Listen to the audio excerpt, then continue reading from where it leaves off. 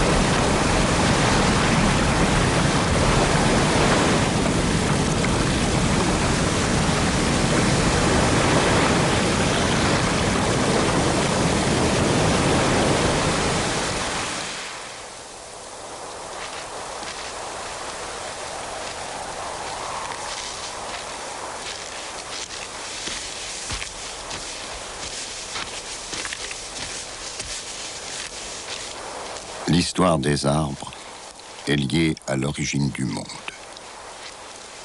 L'origine des hommes est liée à l'histoire des arbres. Pour beaucoup de peuples de la forêt, l'arbre est notre ancêtre. Comment ne pas le croire quand des yeux d'enfants pénètrent une forêt d'arbres géants sans visage?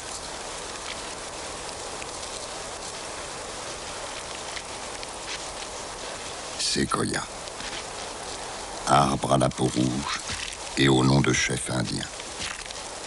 Arbre géant dont la puissance engendre le mystère.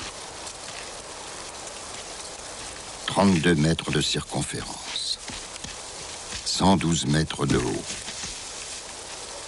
1400 mètres cubes, 5500 tonnes et près de 3000 ans.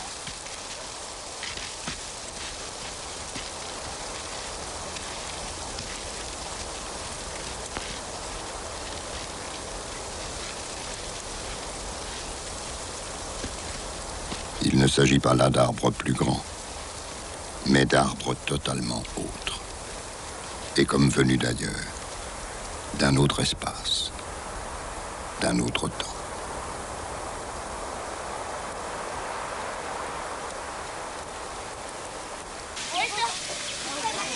Chaque jour, depuis 3 millions d'années, l'arbre permet à l'homme de respirer, de manger, parfois aussi de dormir, de jouer, et souvent de rêver.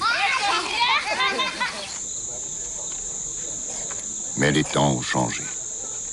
Les villes sont sorties de terre en lieu et place des forêts. Peu à peu, une frontière a séparé puis opposé la terre des hommes et le monde des arbres.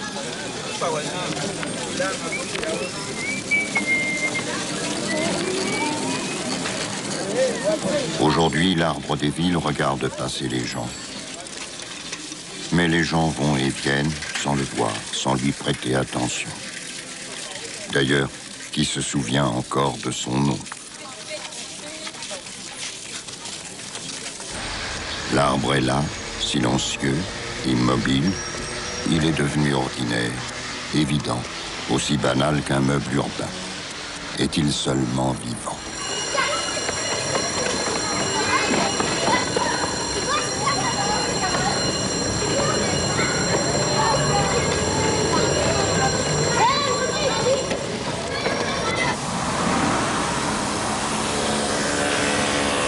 Mais qu'on arrache l'arbre au paysage, et le passant s'arrête, se désole.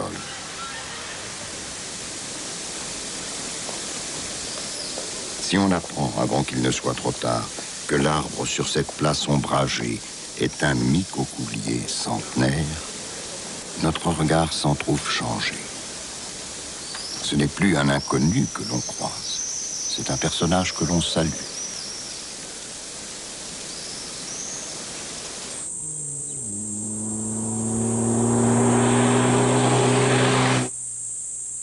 Un arbre, qu'est-ce que c'est?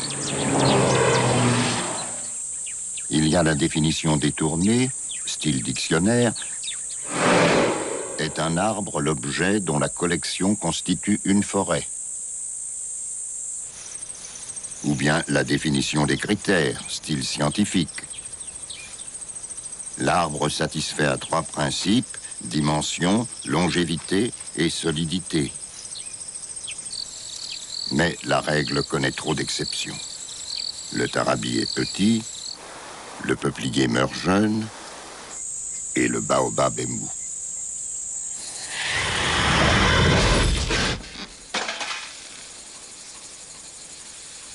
Reste la définition pragmatique. Si vous rentrez dans une plante en voiture et que la voiture est cassée, alors c'est un arbre.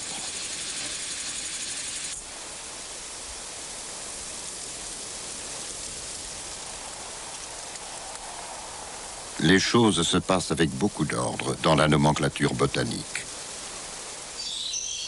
Tout s'y trouve hiérarchisé et chacun connaît sa place dans la classification. Demandons son nom scientifique au hêtre chandelier. Il répondra pour vous servir espèce Sylvatica, genre Fagus, famille Fagaceae, ordre Phagales, sous-classe Dicotylédon, classe Angiosperma, division Spermatophyta, règne végétal. Car tout s'emboîte, du être chandelier jusqu'aux galaxies, jusqu'au cosmos tout entier.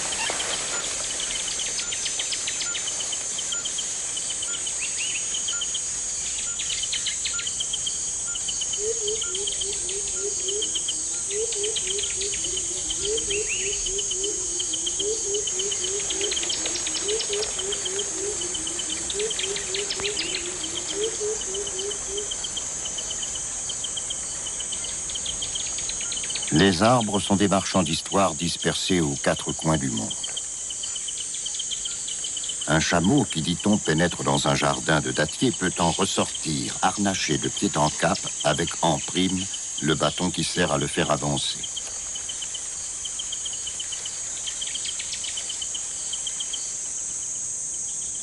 Près de 3000 espèces de palmiers inaugurent à leur façon la première société de consommation. Paniers, tissus, boutons, boîtes, aiguilles, perles, noix de coco, harpons, filets, farine, cordes, nattes, hamacs, peignes, ivoire, savon, shampoing, alcool, sucre, miel, dattes, couverts, tables, chaises, brosses, matériaux de construction. De quoi bâtir un village. De quoi faire vivre une grande partie de l'humanité.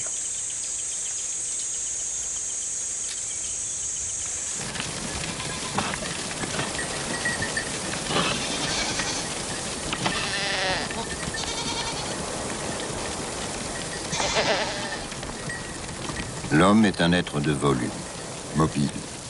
L'arbre, un être de surface, immobile. Les surfaces d'échange d'un homme, tube digestif, poumons, reins, sont internes et concentrées. Les surfaces d'échange d'un arbre sont externes et gigantesques. Si on additionne toutes les surfaces d'un grand arbre, le tronc, les branches, les rameaux, les feuilles recto-verso, les racines, on obtient le chiffre moyen de 130 hectares. Comment 130 hectares pourraient-ils se déplacer? La différence entre l'arbre et l'homme est-elle la mobilité?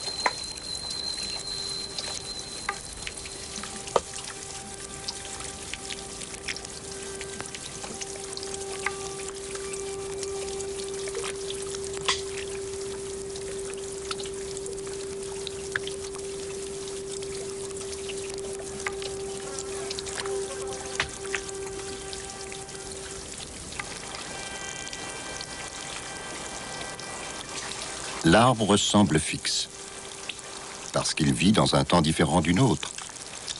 Mais que l'homme se mette à vivre plus lentement, et il verra les arbres marcher. Le palétuvier est un de ceux-là, un arbre qui avance, un arbre qui refuse le destin de tous les arbres du monde, naître, vivre et mourir à la même place.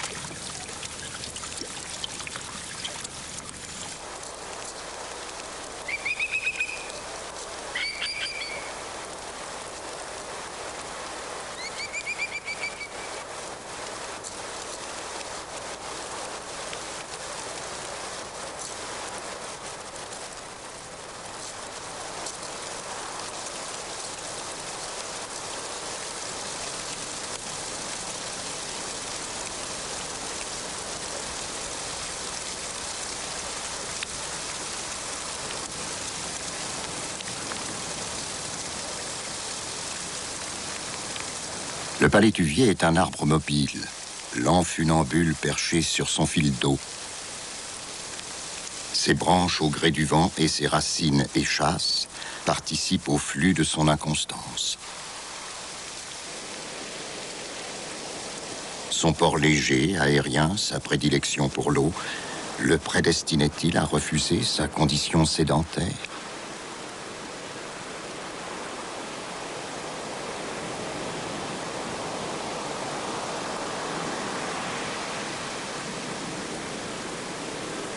Le palétuvier donne le mouvement à sa chair, car, pareil au voyageur impénitent, il ne peut rester en place.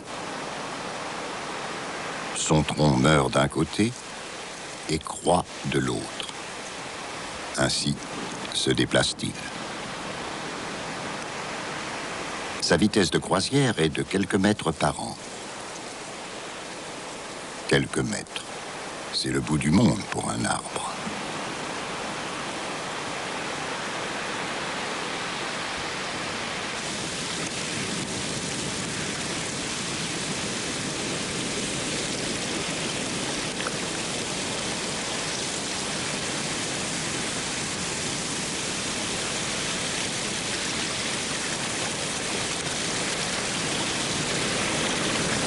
Le palétuvier est un arbre voyageur qui déambule le long des rives.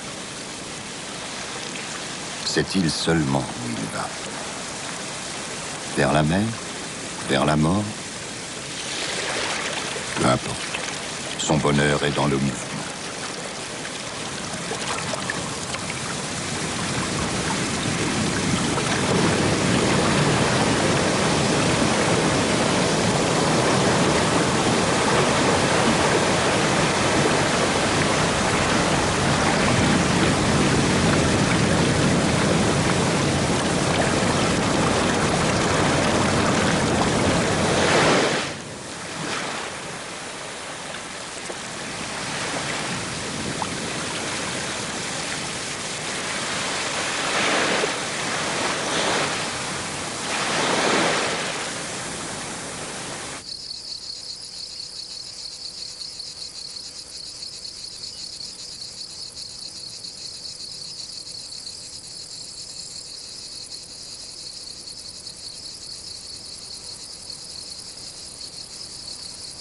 L'homme est vivant ou mort, l'arbre, lui, vit et meurt simultanément. Il est virtuellement immortel.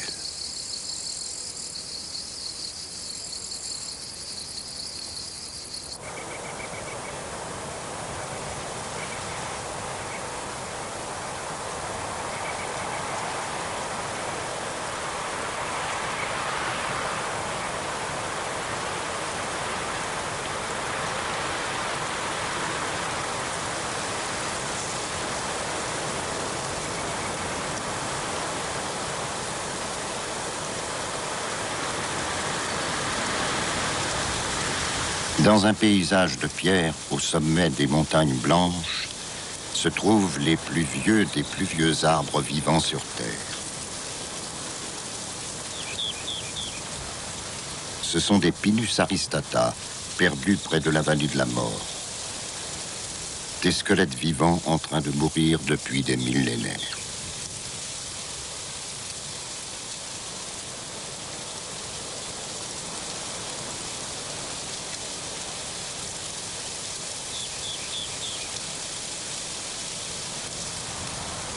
L'arbre le plus âgé, le patriarche de tous les arbres du monde, est un pin de 5000 ans, à moitié mort et à moitié immortel. Il s'appelle Mathusalem.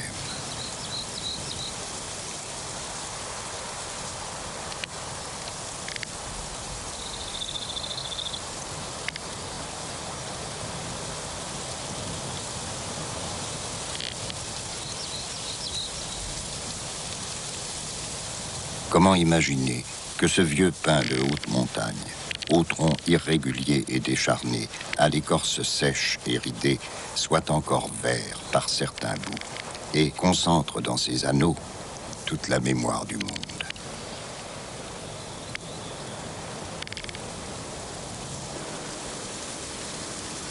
Mathusalem est greffier de l'histoire depuis près de 50 siècles. Il consigne les événements sans discernement.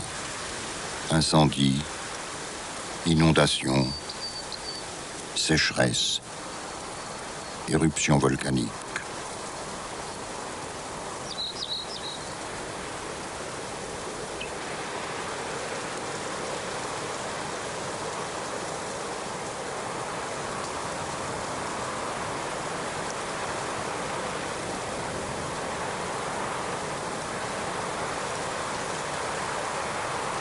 Le plus vieil arbre du monde paraît tourmenté, torturé, marqué par le passage du temps. Mais il meurt si lentement, et depuis si longtemps, qu'il peut encore vivre une éternité.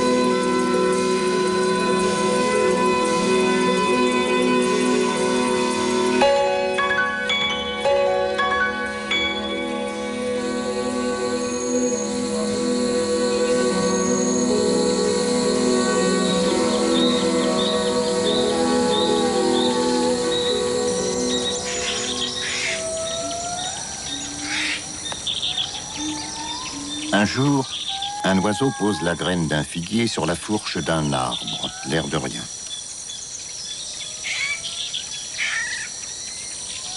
Paradoxe de l'évolution, l'oiseau ignore totalement ce qu'une plante, censée être dépourvue d'intelligence, vient de lui faire faire.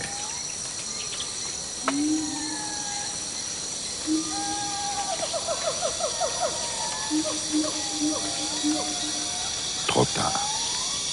La semence du figuier prend son élan. C'est l'engrenage d'un crime parfait. L'arbre étrangleur a tout son temps. Il descend ses racines en forme de liane et enserre lentement le tronc de sa victime.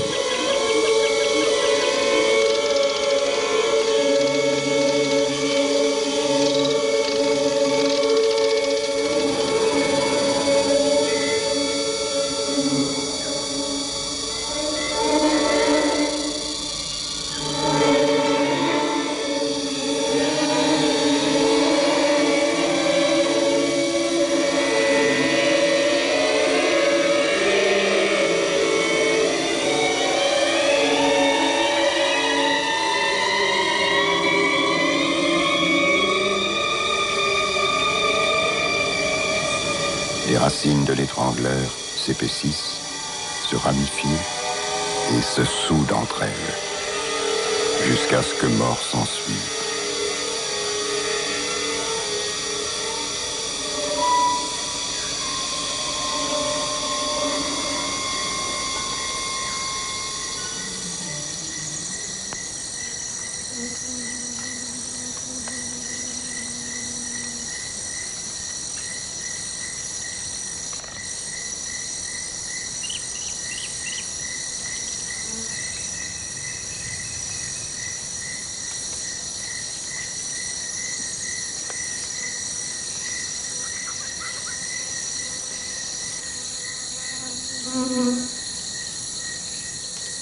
Le visage du figuier étrangleur apparaît au grand jour. Son énorme tronc racine porte en creux le fantôme de sa victime.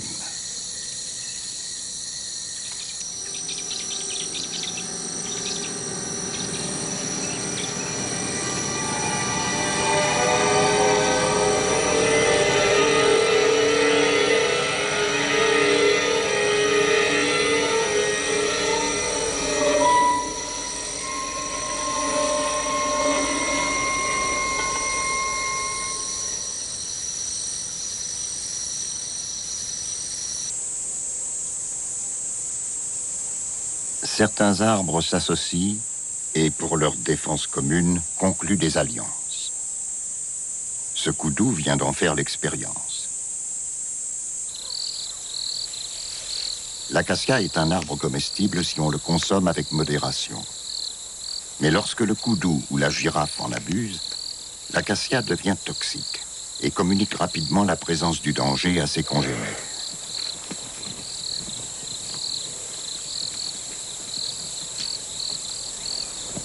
Il émet un gaz, l'éthylène, qui se propage dans la savane à la vitesse du vent. Alerte maximum.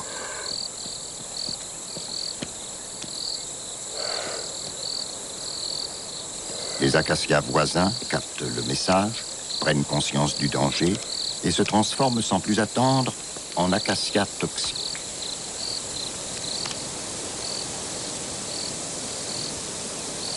Toutes les girafes se retrouvent cernées par des feuilles au goût de poison. Alors, pour éviter l'intoxication, elles marchent dans le sens contraire du vent et attendent la fin de la communication.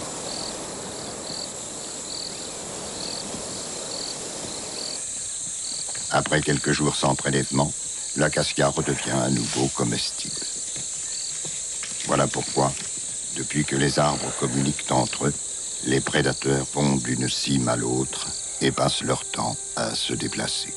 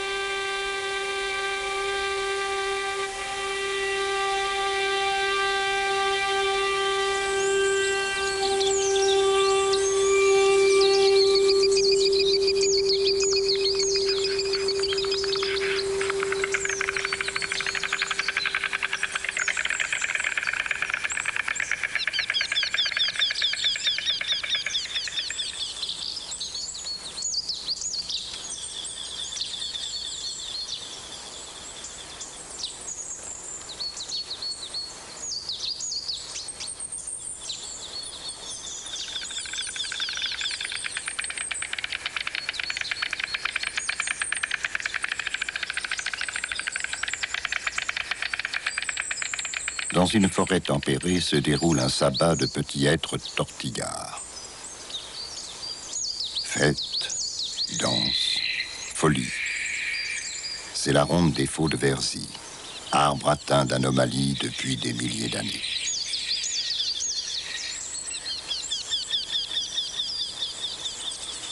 Un sort viral leur a fait perdre le nord. Les rameaux se dirigent vers le sol, tandis que les racines tentent d'y échapper. Le hêtre tortillard a le port d'ivarité. Il est à l'arbre ce que le fou est à l'homme.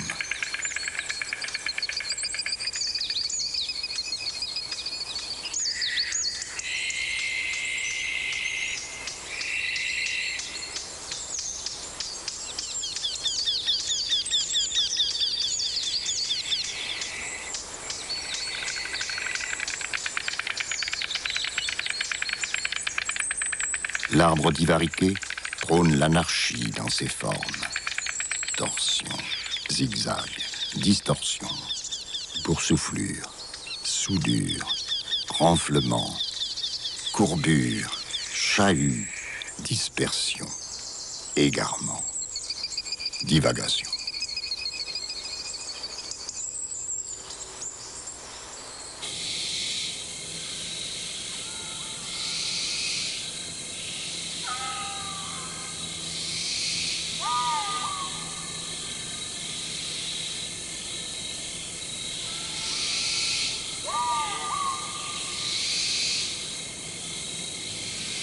Forme de folie ou folie de forme. Chaque arbre est unique et leur inventaire est sans fin.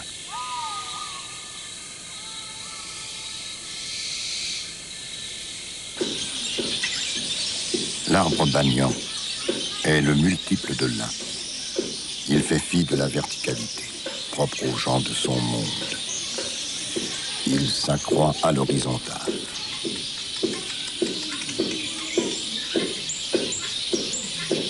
Les branches centrales produisent des racines aériennes. Les racines aériennes deviennent des piliers et les piliers permettent aux branches d'avancer.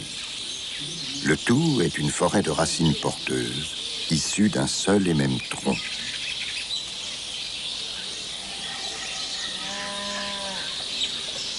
L'arbre banyan ne cache pas la forêt, il est la forêt.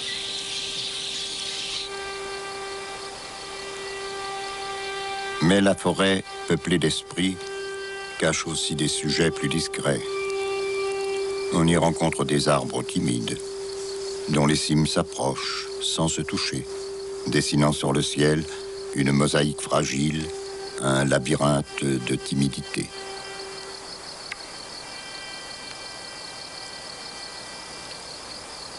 Tant que l'arbre boit, absorbe, digère, respire, transpire et grandit, rien de bien troublant.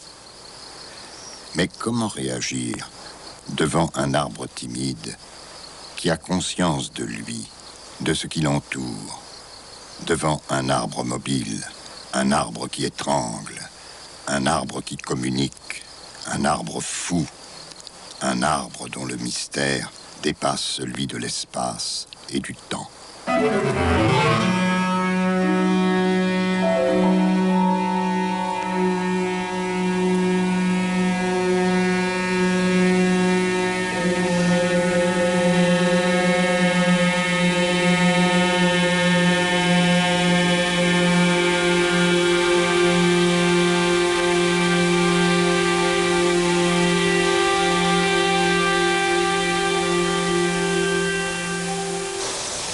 Arbre cosmique, arbre de la connaissance, arbre de vie, arbre des ancêtres, ou arbre protecteur guérisseur, sur lequel on cloue tant de signes d'espoir que son tronc finit par disparaître.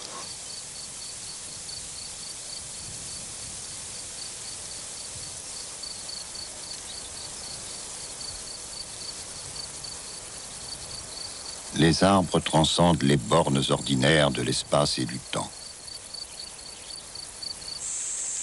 L'homme se le rappelle-t-il encore lorsqu'il plante des cyprès, des mélèzes, des ifs ou des palmiers pour veiller sur ses morts?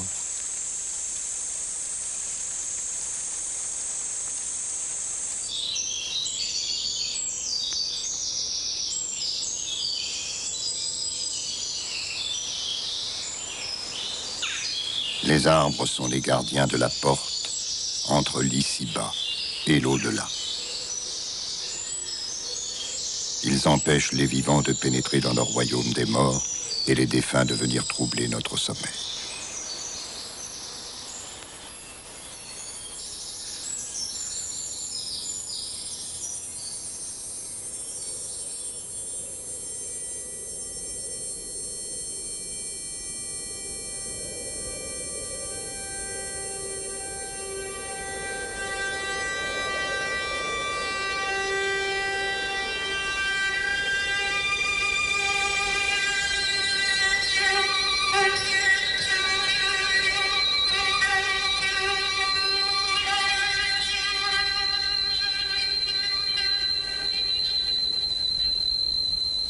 Seul le vent, l'homme ou le feu font mourir les arbres.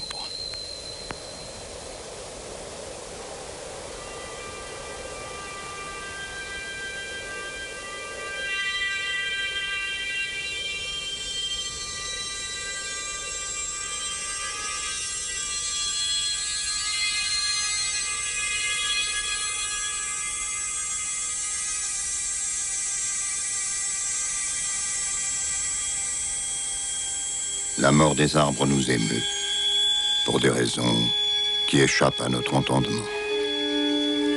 Elle nous rappelle la perte d'un monde, où l'homme et l'arbre ne faisaient qu'un, où nature et culture désignaient la même chose.